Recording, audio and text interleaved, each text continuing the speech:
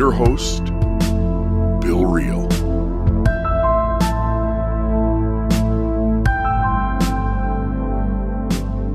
Welcome to another episode of Almost Awakened podcast. Morning, LaDawn. Good morning. It's good to see you again. You too. Yeah, I'm excited for this. Mekael, what do we got going on here?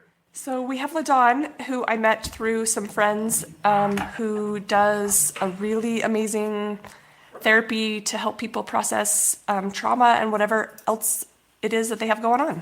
I'll probably leave her to tell what she does because she knows all the details.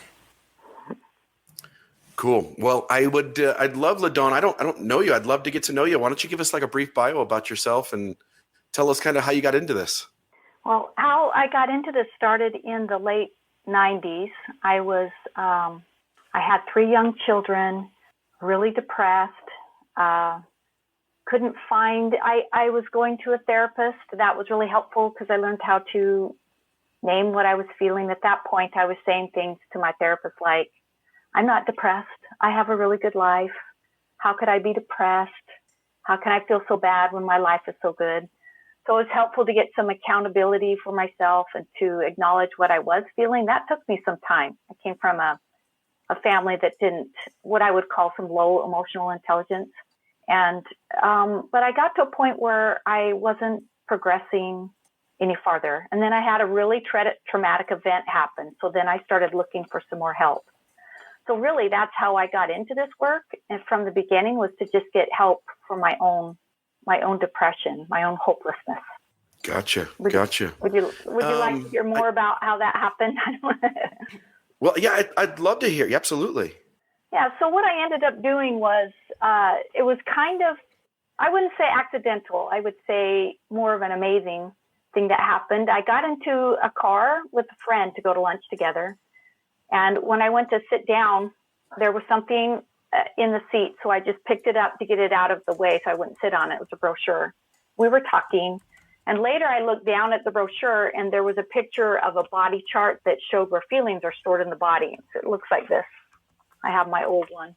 So I found that to be very interesting. And also I recognized it because I had read the book, Feelings Buried Alive, Never Die. And so I picked up the brochure and looked at it.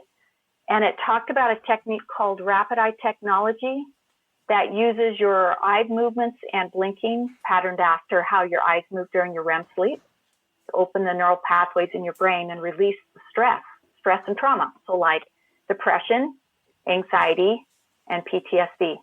So I made an appointment with that technician and just to meet her, I just wanted to meet her first and ask more questions about the technique. And the technique is scientifically based, which is where I come from. I'm kind of left-brained, I'm pretty left-brained oriented. And I've always been interested in the science of how the body works and how we can use natural ways to accelerate our body's own healing processes. So when I read and heard more about what REM sleep actually does, so one of the things that happens during our REM sleep, and we go into REM sleep several times in the night when we're sleeping, is that our eyes start moving and they move back and forth, left and right, up to our left, down to our right, up, down, up to our right, down to our left. They move in circles. And even though our eyes are closed, your eyelids move as if they're blinking. And when that happens in your REM sleep, it opens the neural pathways in the brain. It starts organizing information from the day before and releasing stress. So how our body is designed to release stress during the night is actually pretty genius, I think. So let's say we have a really stressful day. We go to bed and we're tired, we're physically tired, but also maybe we're feeling discouraged about work or something that happened with our loved one. We go to sleep. We go into REM sleep several times in the night where our brain's organizing that information and releasing the stress, emotional stress from the day before. And then when you wake up in the morning, you feel physically refreshed and also like emotionally more hopeful. And that's the science that really attracted me to this. For me personally, like there was something for me, my own work to do. And so I made an appointment with that technician and went into my first session. And I felt so much better at the end of the session than at the beginning of the session that I continued to do my own session. So I did 13 sessions weekly Like I just went in weekly. And the result was profound within me. Nothing outside of my life changed. Like the outside didn't change, but the inside of me, I felt more light, more hopeful. I had people on the outside telling me that I seemed different. The most validating thing I heard about the change that happened within me was from my 10-year-old daughter, who told me, "Mom, you're not as mad as you used to be." And that's when I thought, okay, this is really, it's not just on the outside, it's not just on the inside, but I could see the change. The change in me was also being seen on the outside. And that effect in me was so profound that that's when I decided to become a rapid eye technician myself. So I began my training and became a rapid eye technician in 2001, and then a master level rapid eye technician in 2002. And so I've been practicing here in St. George, Utah since then, since 2001, as a rapid eye technician, helping people release stress and trauma like anxiety, depression, and PTSD. That's kind of it in a nutshell. I'm still trying to figure out how I make each of you a little bigger in your square rather than my face taking up the whole screen. So we'll see if we can figure this out. But I'm curious, like before we kind of jump into this, Mekael and I are talking about trauma all the time. Maybe speak for a moment about the different kinds of trauma that this can help out with. Like trauma on its own, like we all get trauma. It's just human to have that.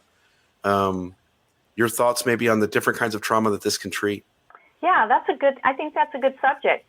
I think generally speaking, the population tends to think that trauma is maybe wartime, military trauma, or maybe the trauma from an accident, like a car accident or something like that. But it's a widespread, there's lots of things that I would call trauma as a rapid eye technician.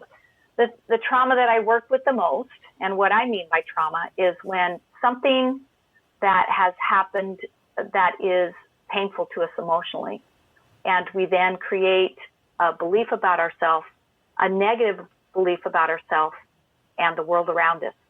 So if it's a violent experience, then the trauma might be, I am not safe and I must be hypervigilant. So a lot of patterns of anxiety come from something like that. And that is like physical violence. So that's sexual abuse, physical abuse. That could also be wartime trauma. But that could also be being raised in a household where there's a lot of yelling or a lot of mean words being said. Or maybe one parent is an addict of some kind and you never know what's going to happen. So you're always walking around on eggshells. So you're anxious. Or you've been invalidated over and over again. So your feelings, which are guidelines to what's going on inside of us in our world and what needs are being met and aren't being met, our feelings are invalidated in that way, then we might feel lost. Like, I don't know what I want. I don't know what I need. And so your life then becomes a pattern of being with the wrong people or being in the wrong situations. Trauma can be the trauma that I see the most.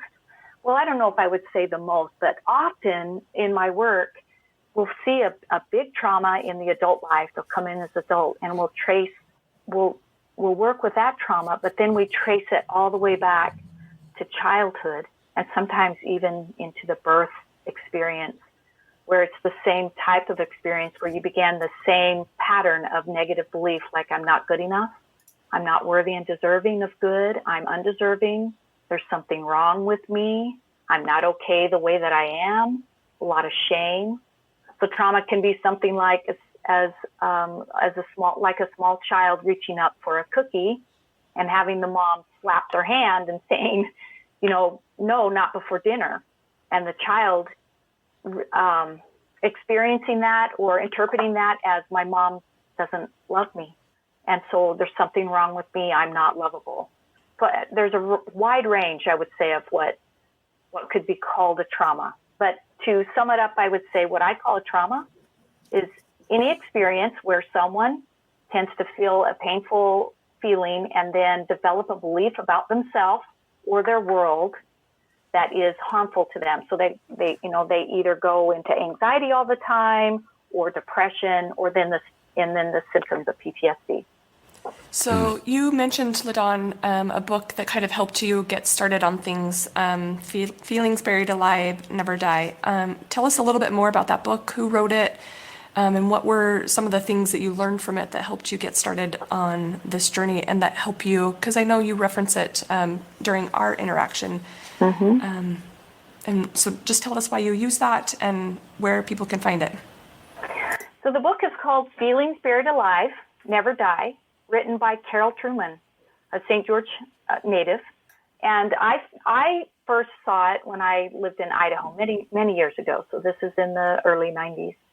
But what I found interesting about that book, I mean, she teaches about, there's a technique that you can use in the book to help release painful stress or painful feelings. So hurt, sadness, grief, anger, resentment, those types of feelings. But what I found really interesting about that book was the reference to how, where the feelings are stored, where the painful feelings are stored in the body, and what type of symptoms those painful feelings could be causing in the body. So for instance, hurting in the knees. So if you get pain in the knees, that could be an emotional and mental, what did she call dis-ease caused by painful mental or painful mental thoughts and beliefs or painful feelings. So lack of flexibility in your life around the knee, or lower back, not enough support, feeling unsupported, or the chest, feeling heaviness in the chest is sadness, or feelings in the stomach is fear, or tenseness in the body is fear. And the reason I refer to that list that we used in our session, Mekael, and what I do in all of my sessions, and the body chart that I showed earlier, is because we have learned to suppress our feelings. Our subconscious mind will sometimes not allow us to really connect with our feelings, right? We've been taught our whole lives to not show our feelings, or that it's not okay to be angry or sad. So when a client comes in and I ask them, how do you feel? So that we can release those feelings, they will sometimes say, I don't know. I don't know. And so then I'll ask, well, what sensation are you feeling in your body? And then they will say, well, yeah, I feel really tight. I feel really tight in my stomach. Now, the body is connected to the subconscious mind. So the body always tells the truth about what's happening in the subconscious mind. So if they'll say, well, I don't know what's going on with me, but their stomach is really tight, we can look on the body chart or reference the book Feelings Buried Alive and connect to those painful feelings and painful thoughts of fear, not good enough, those types of feelings that are stored in that part of the body. It's so interesting because I see a lot of people who struggle with physical health, and it's unfortunate that our society has not allowed mental health to be a priority, because I think that there are a lot of people who are suffering emotionally who would benefit from these types of modalities. And I was reading a book this week called Blink by Malcolm Gladwell. Mm-hmm. And he is talking about relationships in particular, and more particularly marriage relationships. And he talks about how the emotion contempt, he and his colleagues can predict if there's emotional contempt, they're oftentimes people who experience that emotion are more susceptible to disease and suppressed immune system. So it's just, all of this is fascinating how it intertwines and how it plays such a role in our overall health. So yeah, I think it's really cool. Yeah, I'm really excited about the science that's coming out. Malcolm Gladwell was one of them. The biology of belief was another early one. For a while, as a rapid eye technician, my work was just seen as weird. It kind of is. I mean, it kind of is. The process is kind of weird, is what I like to say. But now we're hearing more and more science between eye movements and blinking, and connections with feelings, what feelings do to the immune system. Even physicians are beginning, or medical doctors are beginning to connect that and talk to their clients more and more about learning how to lower anxiety. And they're referring to like meditation. We're going back to the good old roots, meditation, forest walking, forest bathing, connection to nature, rapid eye technology. There's a tapping techniques. So I'm really pleased about the science that's coming out these days. I've as I prepared for this conversation, there's a lot of different ways in which, obviously the general principles are the same, but people incorporate, the therapists who are doing this incorporate it differently from patient to patient and from practitioner to practitioner. And I'm just curious from your point of view, like, let's help the audience kind of understand what this looks like. What do these sessions, how do they go, and what happens, and what are the mechanisms you use to try to get people to deal with their emotional attachment to their memories differently? Okay. So generally speaking, when I meet for somebody the first time, when somebody calls me and asks me if they can do a session, I like to recommend that they come in for what I call my introduction to rapid eye technology session. It's 1 hour long, and they get a chance to meet me, because I think that's important, that you like the person that you're working with, or you feel connected with them. And we talk for the first little bit about the science of the technique, the science that I just talked to you about, just more like a nutshell science. And then I give them a demo. So what happens in a session is that I direct your eyes to move the same ways that they move during your REM sleep. So you are awake and alert the entire time, but I'm directing you to move your eyes left and right, up to your left, down to your right, straight up and down, up to your right, in circles. And sometimes I have you looking forward, blinking rapidly. And I'm using an eye directing device, which is the weird part of the session, I think. It's a long plastic stick. Those of you who can see me, I have one right here, right? So here's the weird part. I like to tell people it was all science until I talk to you about this, and then Harry Potter walks into the room. But this is just a plastic flexible stick. And this on one end is a half ball that has colors on it, so your eye can catch the movement of it. So I direct you to look at and it looks like a wand, right? So I call it a wand. We call it a wand. So I have you look at one end sometimes, and you move your eyes left and right, up and down, following the colorful end of the wand, to keep your eyes moving in the directions that they would move when you're in your REM sleep. Sometimes I have you look forward and blink really, really, really fast, like we don't ever do unless we're in a sandstorm, blinking really fast. And at that moment, I'm moving the end of the wand really fast in front of your eyes, so that your eyes catch that direction and that movement. All of these are signals to your brain to keep your brain in that REM state of mind, which means open the neural pathways, organize the emotional information, and release the stress.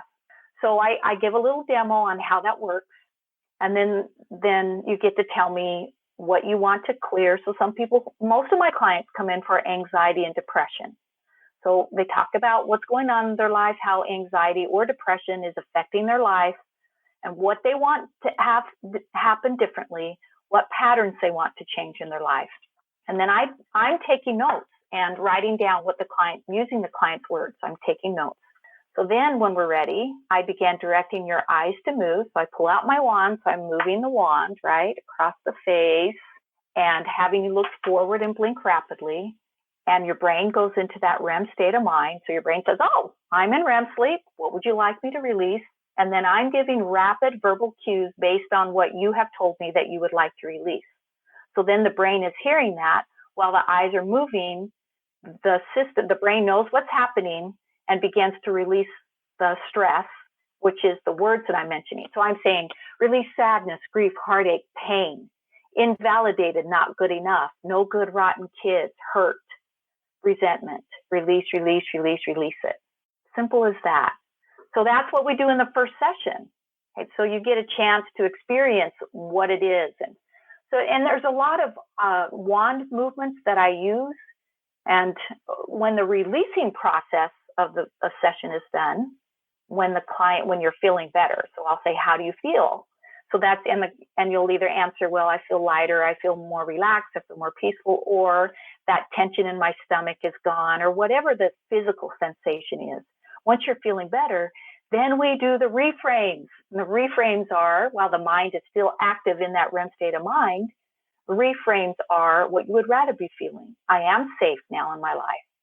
I'm feeling more peaceful. I am relaxed. I am calm. I'm clear in my mind.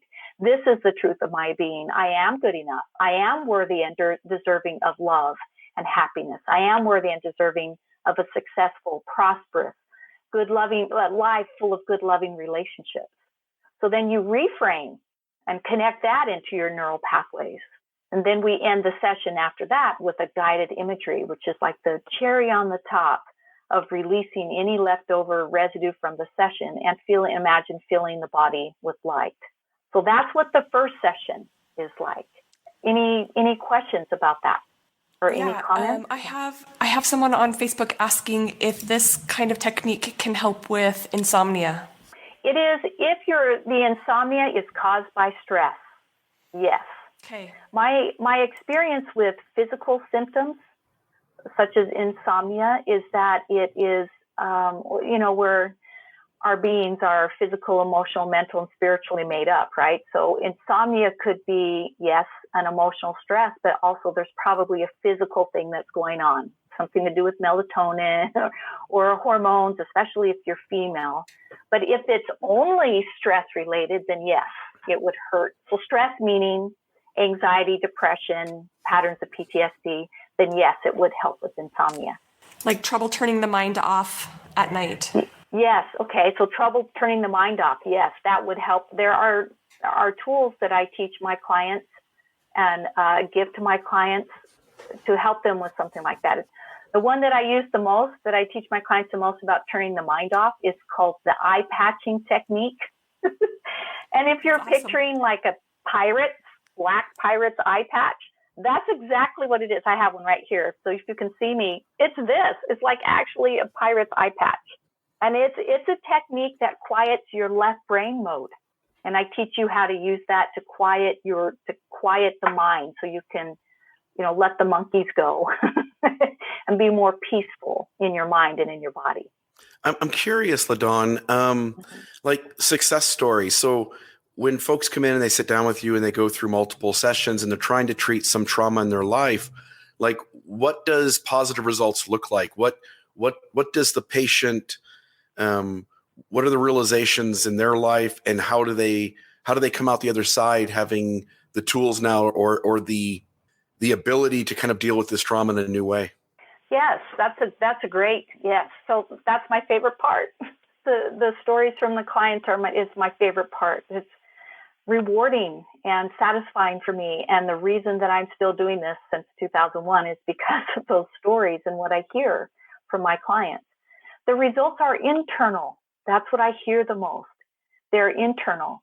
So I hear more things like, I don't feel as insecure.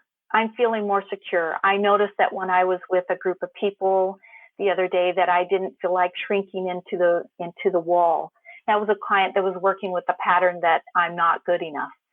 She was saying, I feel more like it's easier for me to speak, like my words matter, that I have something intelligent to say, that and other people would be interested in what I have to say. So that's one success story or one result that I hear. People with PTSD will tell me that their body is more relaxed, that they'll give me examples like they'll say, oh, LaDawn, I was driving by a car and it backfired and I didn't jump out of my skin. It frightened me, it startled me, but it didn't affect me. I didn't have the panic attack, or I didn't have to pull over to the side of the road. I just feel more relaxed all the time in my body.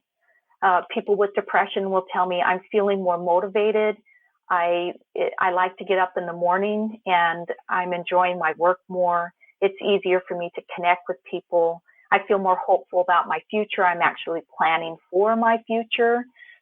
I intend to reach my goals in the future. So those are some types of examples of internal results is what I hear the most.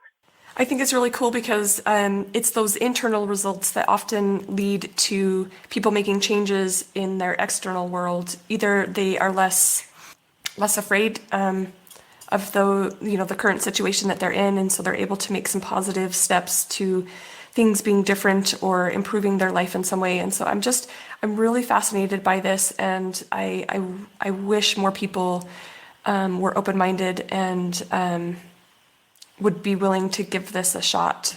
Yes, that's one of the reasons why I offer my introduction to rapid eye session for an hour for a very low. It's only $25 because I want people to feel like that they could come in, and I like to make it what I consider to be super affordable, and have a chance just to try it, to give it a chance. Not everybody comes back for more sessions after they do these sessions, but I'm very happy to have people try it. It is becoming more and more, rapid eye technology itself is becoming more and more well known. Again, it's my excitement and hopefulness that comes from more and more science being published around eye movements and blinking. So I'm looking forward. I think it's trending is what I'd like to say. Like, it's becoming more well known. I'm very hopeful about that. I'm feeling hopeful about that. You mentioned the science. I'm just curious, like, has there? I mean, this has been being done since the 1980s, if I'm not mistaken. Uh-huh. And I'm just curious, like, where are we at in terms of having some data and some science behind, like, what's going on? Where, like, if people wanted to know more about how this works and the results that it's getting, where could people look? You could actually go to the rapideyetechnology.com. There we go. That's the Rapid Eye Institute's website. So you can go online and look there. You can just Google eye movements and blinking, results from eye movements and blinking. There's a lot of information online, articles. You could even call the Rapid Eye Institute. So you go to rapideyetechnology.com. The founder, Dr. Renee Johnson, tends to be the person who answers the phone. She likes to talk to people. She has people who work for her so that she can be available to answer the phone. That's what she tells people. You can call and talk to her about it. It's not that hard to find these days. Information is not that hard to find anymore because of the internet, and good old Google. So it's pretty easy to find. And reading books like Blink, right? And The Biology of Belief. That's another book. The books are coming out all the time. I will hear something. Sometimes the books that I've read aren't about eye movements and blinking, but they'll mention something. Like one of my favorite books, I love this book, called The Nature Fix. And it's about how the mathematical fractals in trees, branches, help our brain. It's a really interesting book. But it also talked about eye movement, blinking, how the eyes connect to the brain and help the brain to reconfigure, I would say, and the physical sensation or result of that is a more quiet mind. So it's out there. I see it in a lot of places. I think it's interesting too, LaDawn, because I often find that this woo-woo stuff or the wonky stuff that people think is really weird, it's often people are practicing it and they're using it before research starts coming out. So just because there's not a ton of research doesn't mean there's not any validity to it. I think that there's a lot of value in people using different modalities that work for them. And like I said, I'm find that things like this often have research that comes years later. Just like meditation, like people have been meditating for thousands of years, and now we're just getting some science behind it to say, yes, this is a useful technique, and it's fascinating to me. Yeah, the science is kind of second. I like to, yes. So I'm results driven, right? And I tend to tell people, well, what are your results? You meditate. What are your results? Are you feeling better? Are you more hopeful? How does your body feel? How does your mind feel? If that result is good for you, then that's something that you continue doing, being results oriented. I think if my rapid eye trainer told me to stand on my head and drink grape juice and I would feel better, I would try it. I want to be results driven. It just happens to be that there is more and more science supporting this work. I'm curious, in lots of therapies. So for instance, let's just talk about like depression drugs.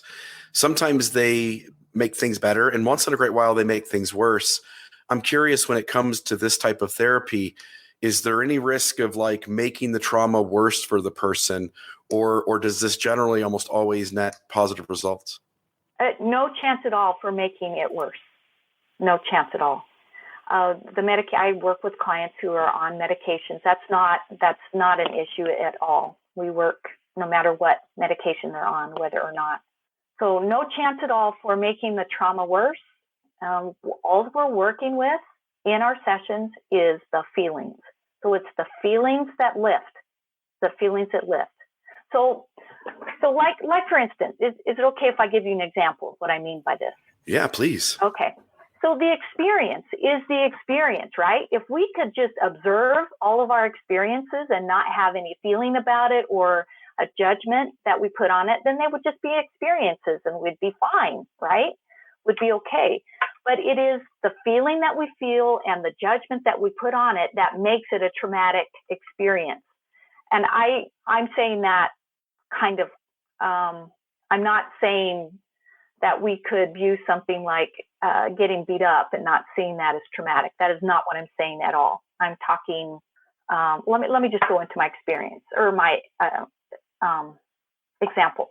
So like, for example, I've heard a story about these two girls, these two sisters, who each had their own room in their house next to the kitchen. And one day while everybody was gone, a kitchen fire started and it destroyed the kitchen and it destroyed these two girls' rooms, okay? One girl reacted with excitement because she was going to get all new things.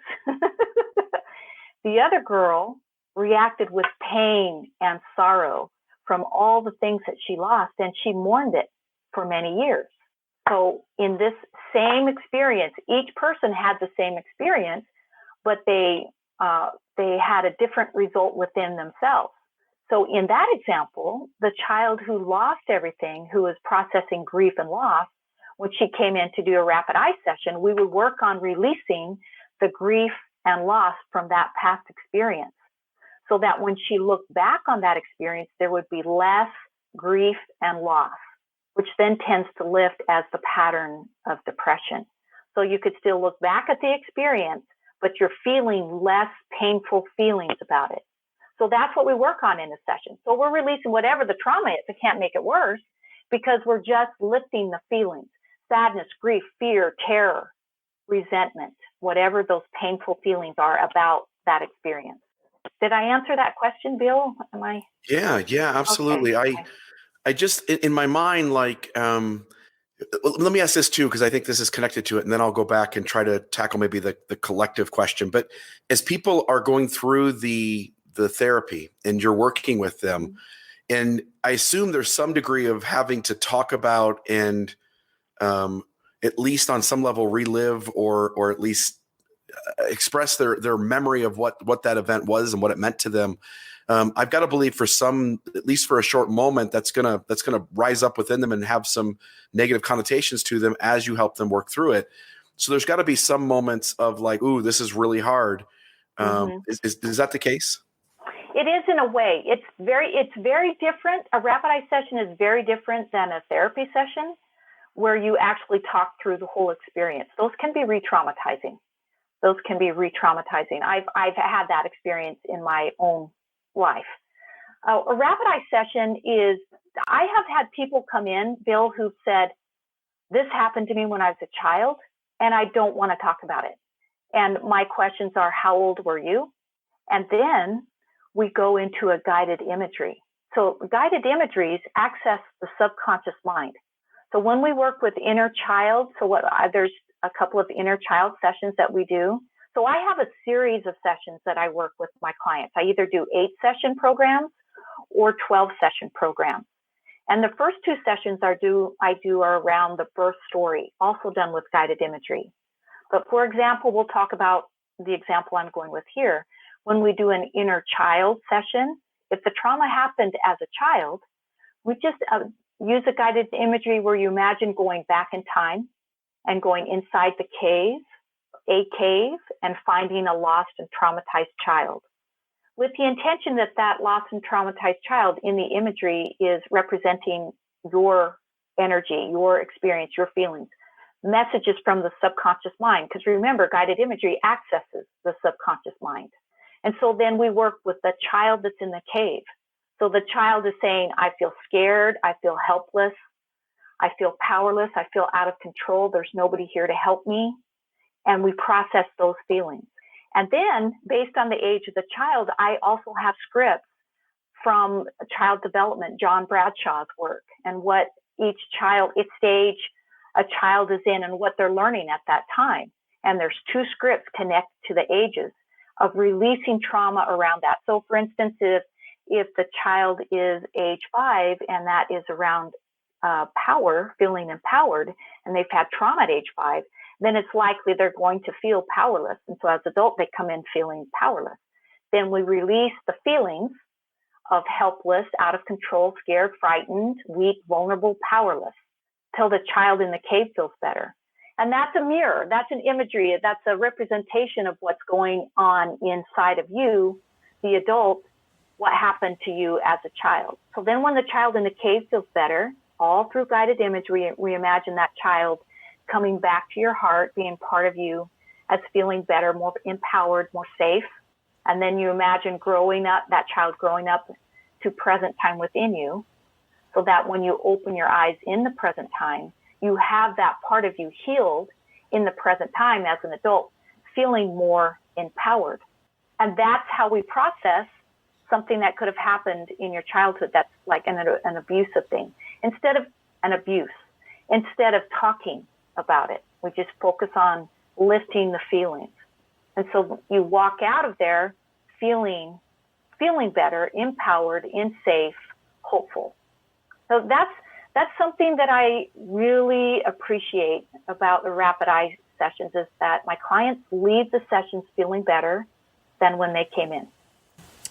And having gone through a session with you, LaDawn, I really appreciated not having to relive the traumatic experience. Like you said, it's more focused on, okay, what are the feelings around that event or, events, and processing the feelings rather than going through the traumatic experience itself and talking about all of the things that happened during the event, if that makes sense. So like you said, it's just you're processing the feelings rather than the event itself. And sure, there are things that can trigger emotions. I know that during our mini session, I got teary. I felt emotional because I think it's unavoidable to think about an experience without having some triggers brought up. But again, the focus was more on what are the feelings and how can we process them, and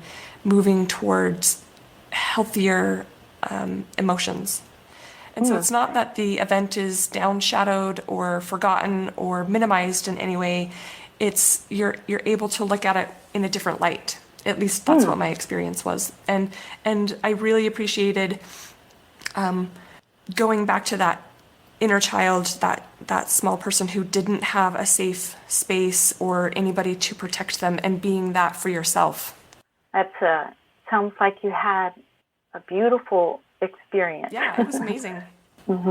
It was completely different than what I expected, but it was very eye-opening and very enlightening. I loved it. Oh, fantastic. See, I love hearing that. And thank you, by the way, for coming in and giving this weird thing a try. Really appreciate it. Yeah. So when those painful feelings did come up for you, Mekael, during your session, did you experience that they lifted, or they went away, they resolved? Is that what you're telling me that happened? Yes. Okay, good. Yes. That's what I thought you were saying. Yes. So yes, right? They will. You will feel something. You will feel those feelings, especially because I'm giving rapid verbal cues, like release the sadness, release the grief. And that does. It's what we're wanting to do. We want the mind to open up and have those feelings ready to be released from the neural pathways. But the end result is they lift and you feel better. And then the reframe, I am safe. I am peaceful. I am calm. I am good enough. Thank you for sharing that, Mekael. I wanted to ask you, Mekael, like, so having done this, you mentioned the phrase earlier, woo woo, and sometimes we think that with all of these things, when something is different and we're not aware of it, we don't really know the story behind it, we don't know the history behind it. Maybe talk for a moment about that experience. Like, did it seem awkward at all, or did you right away go like, okay, this seems normal and it seems to be doing something? No, I think there's always an initial amount of reservation because, for me, just always been trained that the only thing that really works is medicine. And my experience growing up was nothing outside of this box works. And so I think there's always a little bit of reservation with anything that's new, like listening to a book that's different than what your perception is. I think there's always a little bit of like, I don't know. I'm just gonna kind of test the waters. And so LaDawn is amazing at helping people feel comfortable. And so when I first went in for my session, we spent probably 30 or 40 minutes just talking, getting to know each other. I wanted to know her history and how she got into this and why it was working for her and how it was working for other clients. And then she's really good because for me, I have a hard time. I forget to blink my eyes sometimes. And so I think that that's probably normal in the first session or a couple of sessions. And so gentle reminders from her to look in a certain direction or, to continue blinking.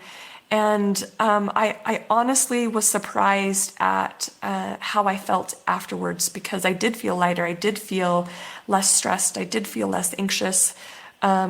And the pit in my stomach that was there when we first started talking about the event lifted. And so I left there without that tension in my stomach. And even moving forward, I don't necessarily remember the event that we talked about, but I remember the feelings that I had when we were finished.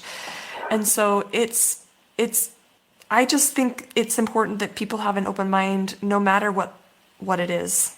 And like LaDawn said, if you have an experience and it's a positive experience for you, who's to say that it's not going to work?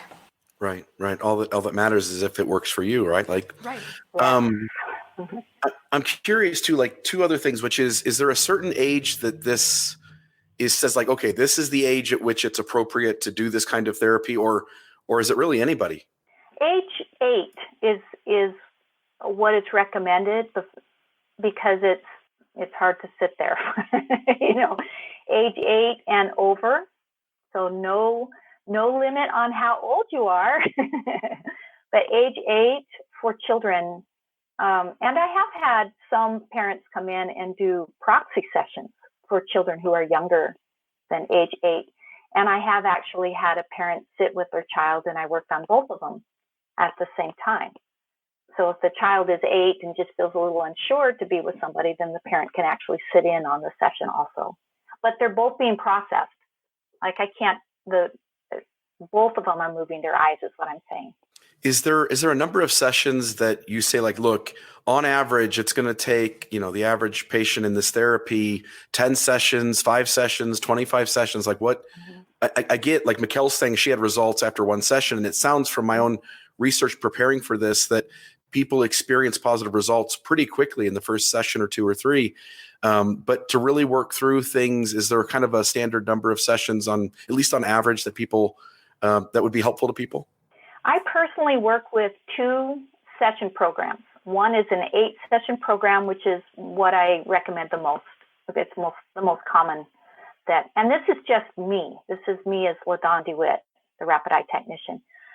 I have 8-session programs or 12-session programs, and I recommend them based on what the trauma is and how long the trauma was. Yet, because each session does build on itself, so we're peeling an onion, right? So the client does leave feeling better. You'll leave the session feeling better each time. That's the goal and usually the result. And then as you come in each time, the positive result that you felt begins to last longer and longer so that your body, your mind, your energy system, your emotional system gets used to that being the norm to be feeling like this. So like my first two sessions, we work with what is called the birth story, with the idea, the premise that all traumas that we have in our life, or all beliefs in error about ourselves, not good enough, powerless, worthlessness, actually begin in our birth story. So that could mean at the time of conception. It is true that our attributes, our personalities, our types of people that we are, some of it is given to us through our DNA. So I might have the color of my eyes from my dad, my height from my mom, and maybe depression that runs through my mother's family line can be given to us at the time of conception. There's some other things that can happen during the birth story, even the time of birth, like if you've had a traumatic birth and maybe you didn't get enough oxygen, there's a feeling of panic. There can be the belief that life is unsafe, or if you were born breech, or you had to be pulled from your mother. There's trauma like that actually happened, painful, but also just misperceptions that can happen. So two birth story sessions, two inner child sessions, then one session where we focus completely on releasing the negative core beliefs that we have. That's the whole session's focus on that. I use a different wand technique that activates and accesses the convincer part of your brain. So the part of your brain that's convinced it's true, that you're not good enough. And then there's one that's focused completely on releasing anger, resentment, guilt, and regret, and a self-forgiveness process. So each one, then there's one that is what I call the funky DNA session, which, we can be affected. We can make choices right now. Our behaviors could be affected by what happened to our ancestors up to 16 generations past. That's a lot of people. So it's highly possible we have the results of trauma in our DNA. So I call the funky DNA clearing session. We go through all kinds of things that possibly could happen to people in your DNA and clear them just in case there's any residue in your DNA. And then we end with a body learning process, an actual body walk. We do it in the office, and we do it by stepping on papers, but the body process is to look at how you create your life and create it a different way you're teaching your body how to create your life from the belief that I am a being of light, that I'm worthy and deserving. And you actually teach your body. It's like the idea of we can read about how to change your life or read about how to ride a bike, right? We can read about how to ride a bike, but if we want to learn how to ride a bike, we need to use our body. Teach our body to move the body movements until we just automatically ride a bike. And that's what the premise behind this body walk is that you teach yourself how to create your life from the view, I am a being of light, and in the end, I'll get this result because that's where I'm coming from. And so that's my 8-session program, and that's generally what I ask people to commit to. It is a commitment. That's why I like to offer the $25 1 hour rapid eye session, so that people can get an idea about it first before I ask them to commit to eight sessions. And that 1 hour session, that's only $25. I can do that over the phone too. So if you're listening and you don't live in St. George, that's something that we can do over the phone. Frequently asked question, how can we do that over the phone? Well, I end up giving you verbal cues on how to move your eyes.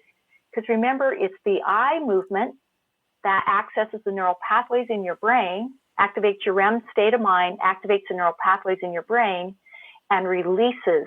So I'm giving rapid verbal cues, moving your eyes, and release sadness, grief, heartache, the pattern of depression, anxiety. Never good enough. Did I answer that question, Bill? Yeah. No, I'm as Mekael and I have had a ton of conversations around interesting new things that when we were on, as Richard Rohr would say, we're on the first half of life and we're thinking about very, very much like Mekael pointed to earlier, this closed-in box. These are the solutions to problems. This is how you deal with stuff. These are the medicines that work. These are the things that you should do to take care of these issues. And on this side of things, I want to hear new things. And I'm aware of the research that's being done. MDMA, for instance, treating PTSD. Some of the results they've got with magic mushrooms, helping people to be more open and inclusive and I don't know, just being more wise in how they interact with the world. And we've gone for years judging all of these things as unhealthy, as dangerous, as bad. Some of these things have been illegalized or made fun of. And I think this is one of those things where people need to give it a chance and not judge it immediately, and give it a test to see if these things work, because we're all carrying trauma around. We all want to rid ourselves of how these things have affected us.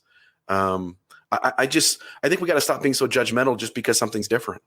Yeah, I agree, right? Because that judgment closes the doors. That's what tends to happen, I've noticed. When I judge somebody or something, that closes the doors. My mind is no longer open to receive any information about it.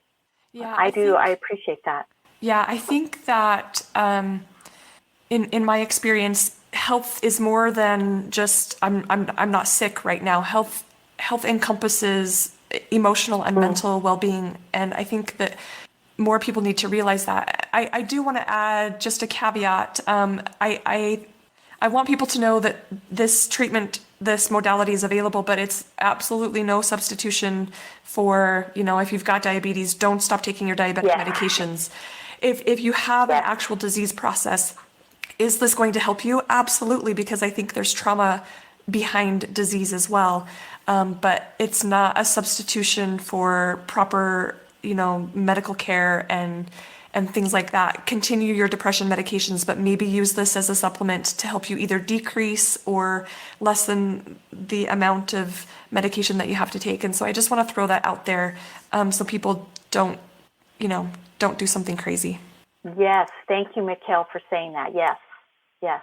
If people are in St. George, LaDawn, where can people kind of find out maybe, more about you and reach out to you and maybe set up one of these sessions either in person if they live here, or if they don't, how they can do one of these phone call sessions? Well, I'd like to just give everybody my phone number. Is that okay? That's okay. Absolutely. I don't imagine you're going to get a ton of spam stuff. I think people are going to be serious, and the phone calls you get are going to be people who want help. Okay. So call me or text me, 435-773-7314. So Okay, would you give that to me? Yeah. Mm-hmm. Yep, go ahead. 773-7314. And now I'm going to put that up on the You're on on the screen. Facebook as well, right? So people can check you out I on was Facebook. going to mention that, yeah. So my Facebook page is Stress and Trauma Relief, Rapid Eye Technology. It's a long name. And also there's a company here in town in St. George, Utah on Facebook called Red Lotus Life. And my classes are being advertised through that site on Facebook. I don't have a website anymore. You can find me on the Rapid Eye Institute website, but the best way to look at me, see what's going on with me, is my Facebook page, Stress and Trauma Relief, Rapid Eye Technology. I do have a class coming up. So if you do live in town in St. George, if you live in town, I sound like I used to live in the country. I have lived in the country a lot. I still say I'm going to go to town to get groceries, even though it's just right around the corner. But I have a class coming up on Thursday, March 5th at my office. So my office is off of Dixie Drive in 1600 South. The office is called the New You Wellness Center. There's a chiropractor in there and me. I'm in there on Thursdays, Saturdays, and sometimes Sundays and evenings. So I have a class on Thursday night, March 5th, and it's the introduction to Rapid Eye session that I was talking about that I do privately with people one-on-one, but it's in a group setting. So there'll be 8 to 10 people there. I'll talk about Rapid Eye, give some demos, and give the class an opportunity. I'll actually do Rapid Eye on the whole class. The focus of this class is lifting anxiety. So the focus is releasing anxiety. Very popular subject right now. I'm not saying that in a good way, like things are popular, happy popular. It's the most talked about, and anxiety is the thing that's sought out the most to get help for in the United States. So you're welcome to come to that class. I would like you to let me know if you're coming, because we do have a physical limit on the size of the class, because I need to be able to see everybody's faces. I need to be able to make sure everybody is okay. So if you let me know with that phone number, 435-773-7314, or you can register for it through Red Lotus Life. And I think it's called Releasing Anxiety on Red Lotus Life. I think that's what it's called. But you can text me just as easily. Would love to have anybody would like to come. Or you can call me and we can do a private session over the phone or in my office. Do that little intro session. I love it. I love when we have mechanisms, positive mechanisms to help us become better humans. And I love this conversation this morning. I've really appreciated the chance to see your face and get to know you. Mekael has said so much good about you and said this is going to be a really cool interview. And it really was. I really thoroughly enjoyed it. So thanks so much. Thank you. Thank you so much. And I really appreciate the opportunity to be with the both of you this morning. Thank you for the opportunity to speak about the amazing technique of rapid eye technology and how we can release the patterns, right? Not good enough, powerless, unworthy, undeserving, and unloved and unlovable. We don't need those. Those can be gone. Yeah. We can let those go. Amen. Are we wrapping up? Is it time? I don't know. It is. Yeah, time. we're an hour in, and feel like we've covered a lot of ground. I feel like we're naturally coming to kind of the end of this. I want to keep Mekael on for a couple more minutes once we finish up with you, but I don't know, Mekael, if you've got anything else for LaDawn or any other thoughts. No, I just think that she's an amazing human being, and I love that there are people that are doing this kind of work to better humanity and better ourselves. And again, as you can tell, she's just super chill, and she's doing good work. So check her out. Thank you, Mekael. Thank you very much. And thank you, Anything? Bill. Oh, you're welcome. Anything else from you, LaDawn? Any other thoughts or any other final remarks or things that you've got maybe that the audience would find helpful? I can't think of anything right now, but I'd like to offer the invitation that if you just want to call and ask me more questions, I'm happy to take your call. You don't have to make an appointment with me, but I like to talk about rapid eye. So if you'd like a private conversation, please feel free to give me a call. Thanks. Perfect. Mm-hmm. Okay, we'll let you go. And I've got a few thoughts with Mekael, but we appreciate your time this morning. Thanks so much for spending an hour with us and helping the audience come to understand what this therapy is and some of the results that could be there if they took you up on it. Thank you so much to the both of you. I had an enjoyable time this morning. Thank you so much. You. Have a great day. Okay. You too. Okay. Bye-bye. She's a cool chick, Bill. She is. It was a lot of fun. I think we all think some of these things are just weird and, moving your eyes, all you're doing is telling your brain to simulate this REM sleep mode, at least some type of little connection to that. And there's a lot of data out there on how our brains process the trauma of the day during the night. I think it was you that was telling me this, that our brains process our trauma each night that we've incurred during the day. And that's one of the greatest spaces to work out some of the stuff that we've carried with us through that day. Yeah, it's so cool because you don't even know that that's what's happening. Like, you're asleep, so you're not consciously aware that your body and your brain are processing all the events of the day, but it is. And I think it's fascinating that we can use that modality during the waking hours to process things that have happened. Yeah. What else has been going on with you? Anything? What's new and exciting? What is new and exciting? I finished Malcolm Gladwell's book Outliers. I'm a little bit obsessed with him lately. He's a good dude, and man, he's definitely almost awakened. I love how he narrates his books. Yeah. He's got such a good voice. And so I finished Outliers, which was fascinating. It was really cool to get a little bit of a history about like where he came from. And so that was a really good book. And I just started Blink, which is also just, it's fascinating. Is Blink tied directly to this rapid eye movement stuff? I don't think so. I'm just in the beginnings of it, but it talks about how our brain is so good at reading information that if we just listened to our gut, it's more accurate than what we think. And so in the beginning, and you know how he is, he often has like this twist that you're just not expecting. And so who knows by the end of the book what's going to happen. But right now he's talking about how we overthink things. And what would things look like if we just trusted our gut? In fact, this was fascinating to me. He's quoting some research about, they took a group of college kids and they asked friends of these college kids to describe their personality traits. And then they took a group of people and let them have access to the college students' dorm rooms for 15 minutes, and they compared the results, and they were almost identical. So here are people who know you really well and can describe you one way, and then you've got a complete random stranger looking at your personal space, and the descriptions are very similar. It's interesting to me. So Gladwell's the author of the Blink book too? Yeah. Wow. I mean, so I read Talking to Strangers, and that book starts off with a certain premise. Right. And you're all on board. You're like, I am definitely taking this person's side. And by the end of the book, he lays out all this data, and you actually think he's laying out data to support your original perspective, because he just tricked you into thinking about it a certain way. Right. And then you get to the end and you're like, mind's blown, and you're like, oh, I don't know what to think anymore. I now take that other person's side. I don't know. Glad you're right. Gladwell is a fascinating author. Has a great podcast too, by the way. I forget what the name of it is. Do you remember offhand? I don't. I Googled him the other day, and his face was not what I expected. It to me, it doesn't match his voice, but he looks like a super cool guy. Yeah, I was looking it up here real quick. Just so, revisionist history is one of them. I think he does another though. That would be cool.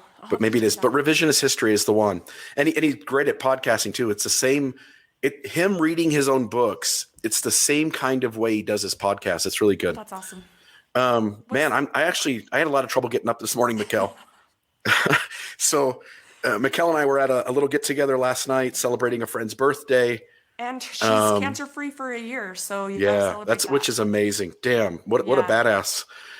Cancer is a shitty thing, and yeah, I mean, to be in that battle and to be cancer-free, just kudos to her, number one. But what a badass for fighting this thing and always being upbeat and always being positive through it.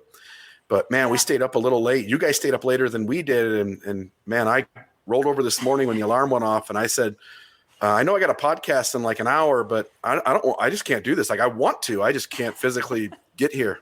But we made it. Here we are. I'm in my jammies. Yeah, you're in your jammies, but we did it. We did it. So it's gonna be, but success to us. So we did it. Yeah, life is good, and I hope you're doing well. I hope Kelsey's doing good. Amanda and I are doing great, and little blips here and there that you just have. But man, we're getting over things so much faster than we used to. It really is a positive. Yeah, I think we're doing overall better. There are moments.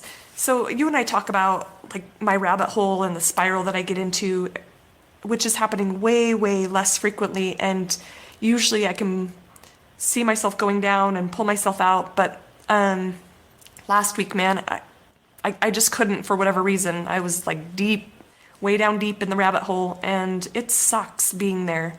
So I'm actively working to identify what triggered it and why I stayed there for so long. So that's me. Yeah, so in the same breath that I say like we're Amanda and I are healthy, or we're having healthier conversations, we're getting past things faster.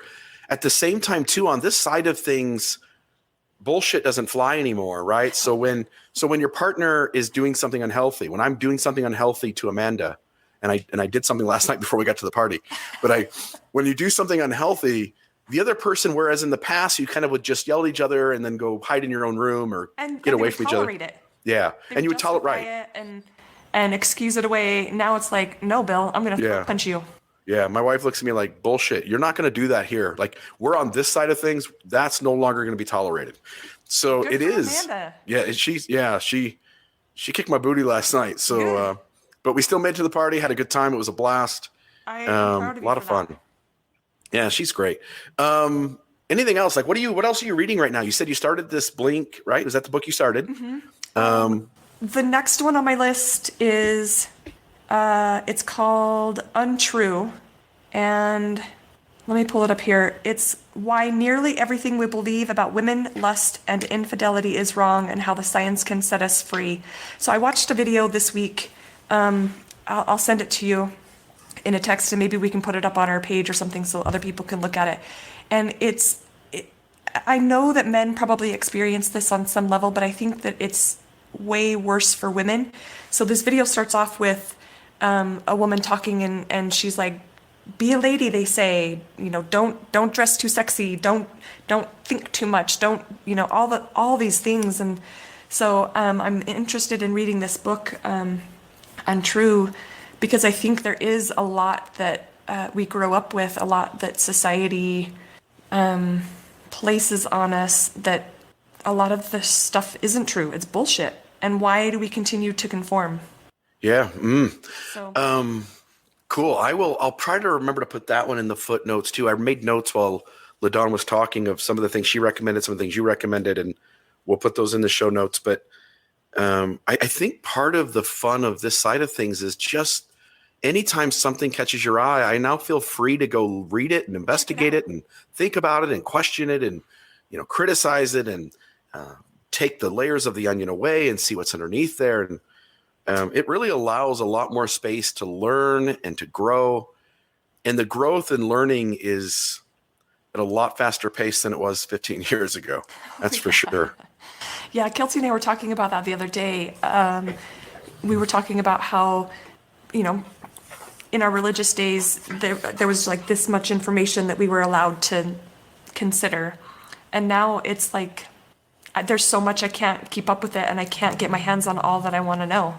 Yeah, even in the show today. So here's the comment from Landon. Right? Landon says, cannabis has helped me through the EMDR process as well.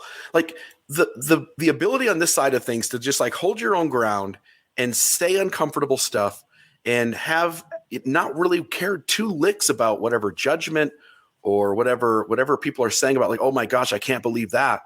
Like we all have a right to figure out what works best for us and helps us to be the best, healthiest person possible.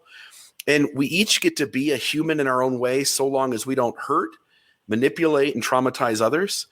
And anything outside of those kind of clarifiers of doing harm to someone else, being unhealthy, like everybody else, just get out of the way and let us humans be human. Yeah.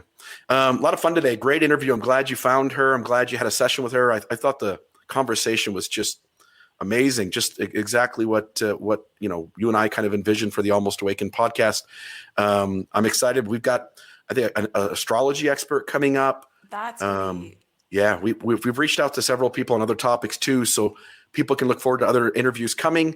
If you like these kinds of conversations, like by all means, recommend, email me and Mekael at almostawakenedpodcast@gmail.com. Suggest a topic, suggest an expert. We want these conversations to occur. If you want to check out the website, it is almostawakened.org.